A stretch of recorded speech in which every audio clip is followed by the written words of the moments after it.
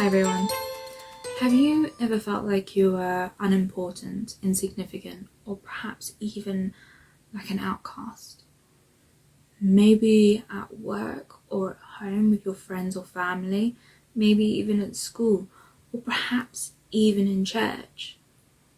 Well, recently, as we draw closer to Christmas, I've been reading Luke 2, the birth of Jesus, and I've never really paid much attention to the shepherds. They were always just there, a part of the narrative of Jesus' birth.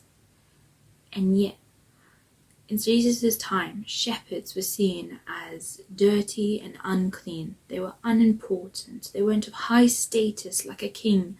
They weren't of high education like a Pharisee or scribe. They were unimportant, insignificant, cast out from society. And yet, an angel of the Lord appeared before these insignificant shepherds. They were invited to take part in this monumental, life-changing moment, the birth of Jesus Christ. Not a king, not a Pharisee, not a scribe, but these insignificant shepherds. See, that's one of the things that I absolutely adore about Christmas time, is that reminder that the insignificant is significant to God, that we are important to God. He doesn't look at your status or he doesn't look at your education. He looks inside of you. That's one of the things that I absolutely adore about God and the narrative of Jesus' birth, Christmas. It's that reminder that when I'm feeling insignificant and unimportant, that I'm not to God. He sent his one and only Son who took on flesh, who died at the cross, taking all that sin and took it to the grave.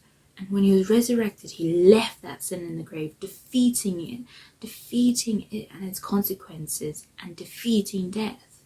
It's that reminder that I'm important to God. I'm important, so important that he sent his one and only Son to die on the cross. And when I'm struggling and I can't figure out where I stand, I can turn to God, because I was invited to take part in this monumental moment. And that's just what the birth of Jesus symbolizes, like this monumental, life-changing moment. It's not just for the high status or the high education, but it's for everyone to take part, for all people. Good news for all people. The insignificant is significant to God. That's just one of the things that I absolutely adore about Christmas time.